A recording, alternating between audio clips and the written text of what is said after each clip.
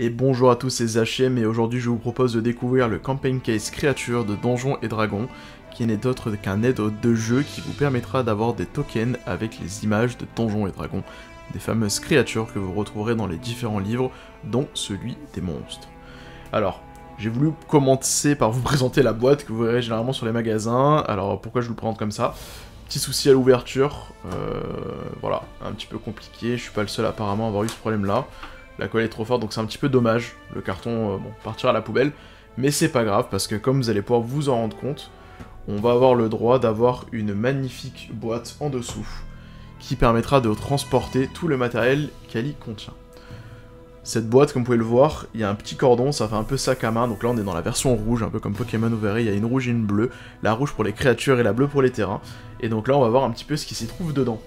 Donc tout d'abord, je vais essayer de vous montrer ça, mais lorsque l'on ouvre cette jolie boîte, on a une magnifique illustration, ici, voilà.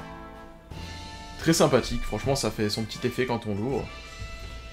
Et à l'intérieur, on y retrouve quoi? On y retrouve un petit cordon qui permet de récupérer un sachet. Ce sachet qui contient les différents autocollants qui seront à votre disposition. Donc on a différentes tailles, on voit que j'en ai déjà utilisé un, je vais vous montrer après ce que ça donne.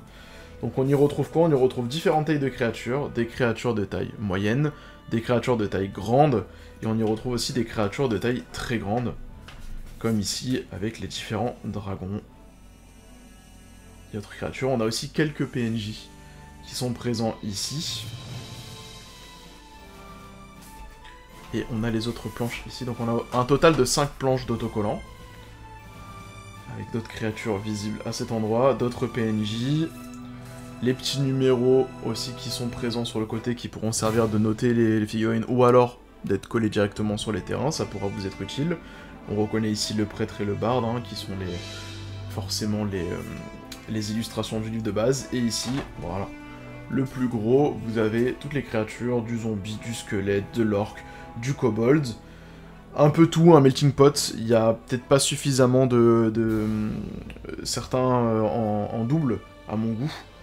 Je pense notamment à ces créatures-là, qui sont très peu visibles. Si vous faites la boîte d'initiation, bah, concrètement, les champignons, vous allez en avoir besoin. Les talophytes violettes, énormément aussi. Vous allez en avoir 2 ou 3 besoins à chaque fois pour les scènes de la boîte d'initiation, donc c'est un petit peu dommage. Après c'est sympa, on retrouve les illustrations quand même du livre, donc c'est vraiment cool. Petite remarque négative de mon côté, petit point négatif, on voit qu'il y en a 1, 2, 3, 4, 5, 6 kobolds. Ça aurait été sympa d'avoir un fond de couleurs différents, pas que le rose pâle. Pourquoi? Bah ça aurait été beaucoup plus facile pour les différencier, dire bah voilà j'attaque le bleu, j'attaque le vert, plutôt que de devoir mettre les lettres ABC ou de montrer à chaque fois lequel c'est que vos joueurs vont attaquer.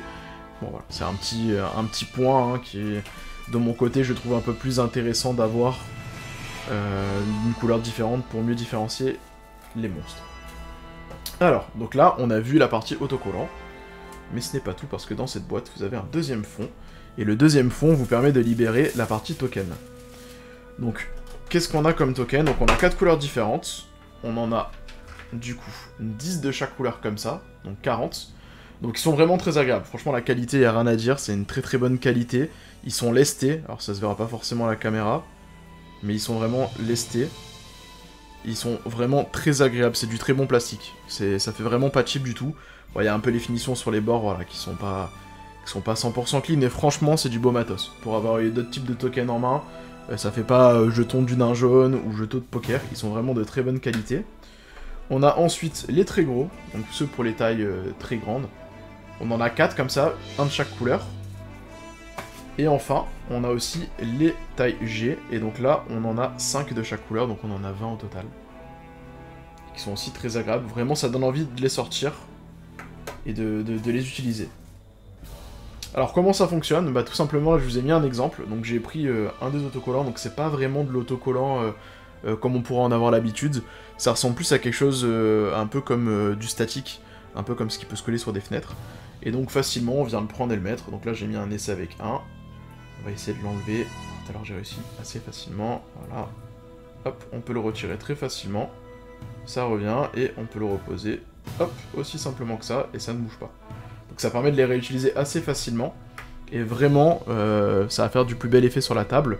Donc les boîtes, on peut aussi les retirer. Il y a les 2 petits trous prévus pour les retirer. Moi j'ai gardé les petits capuchons en plastique qui sont pratiques, je trouve, pour pouvoir éviter que ça bouge dans la boîte lorsqu'on va le transporter.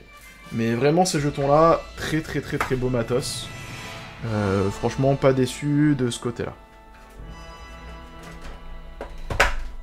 Si on revient un petit peu sur les autocollants, donc comme je l'ai dit, bon, moi de mon côté j'aurais bien aimé qu'il y ait un petit peu plus de différence de couleur sur les différents monstres, mais surtout qu'il y ait un petit peu plus de planches. Aujourd'hui sur les autocollants, dans la boîte vous avez 5 planches d'autocollants, c'est assez faible je trouve pour le prix de la boîte. On est quand même sur une boîte qui tourne aux alentours de 60 €, prix public sur internet. Donc du coup c'est pas non plus quelque chose de donné, cependant je pense qu'en fait c'est que le démarrage de type d'aide de jeu qui vont sortir par Wizards of the Coast. Concrètement là on a donc tous les monstres de base que vous allez utiliser.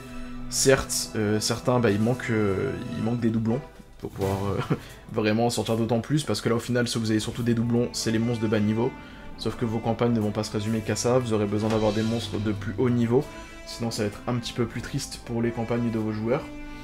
Donc voilà, de mon point de vue, c'est vraiment ça qui manque, c'est des autocollants. Je pense que voilà, 5 planches c'est pas assez, j'aurais préféré qu'il y en ait une dizaine dans la boîte de base, qui est aux alentours de 60 €. Après, le matériel est vraiment de bonne qualité, il n'y a rien à dire là-dessus, franchement les tokens sont vraiment très plaisants. J'ai hâte de les sortir, je pense que je vais l'utiliser dans des prochains let's play que vous verrez sur la chaîne d'Entrejeux Studio. Donc vous pourrez apprécier en direct l'utilisation des tokens. Et j'espère, et je pense que c'est vraiment le but en fait de cette boîte là, c'est que c'est un premier élément qui est sorti pour vous donner de la matière, et j'espère qu'ils vont sortir par la suite des planches d'autocollants qui permettront de racheter sur les tokens. Alors personnellement, si je devais sortir ce type de produit là, je sortirais quelque chose où je mettrais 4-5 planches pour 10 € pour les différentes campagnes. Vous voulez faire la malédiction de Strahd, hop, on vous vend la planche d'autocollant, ça vous coûte 10 €, vous avez déjà votre boîte avec tout ce dont vous avez besoin, vous avez plus qu'à les coller, vous jouez. Et ça franchement ça serait vachement cool. J'espère vraiment qu'ils ont choisi cette direction là, qu'ils vont aller là-dessus, parce que je pense que c'est ça qui ferait que ces boîtes là seraient intéressantes et qu'elles fonctionneraient très bien. En tout cas moi c'est sûr que niveau matériel, niveau qualité du plastique et des tokens, ça donne envie de les utiliser. Je vais m'en servir dans tous les cas, pour des let's play sur la chaîne et puis même pour mes sessions perso. Parce que franchement c'est du beau matériel, la partie créature est vraiment appréciable. Et je pense qu'elle est vraiment intéressante de l'utiliser pour vos sessions. À comboter bien sûr, avec le matériel qui va pour vos personnages joueurs. C'est vrai qu'on n'a pas abordé cette partie là, vous avez vu, je vous ai montré qu'il y avait les différents PNJ. Ça pourra dépanner pour vos joueurs si jamais ils n'ont pas de figurines ou pas de token à leur effigie. Mais n'attendez pas de pouvoir avoir une personnalisation pour chacun des joueurs, il y a vraiment quelques PNJ comme on a pu le voir. Donc il n'y aura pas énormément de matériel. Comme son nom l'indique, c'est la creature case, elle est là pour le maître du jeu et donc pour les créatures. Et donc on referme cette jolie petite boîte, toute rouge, qui se portera en sac à main pour vos différentes sessions de jeu de rôle. Et j'espère que cette petite revue vous aura plu et qu'elle vous aura donné un avis sur cette boîte pour savoir s'il vous la faut ou si vous n'en avez pas besoin. C'était Zachem, je vous souhaite une très bonne journée à tous, surtout amusez-vous bien et racontez-vous de belles histoires. Ciao!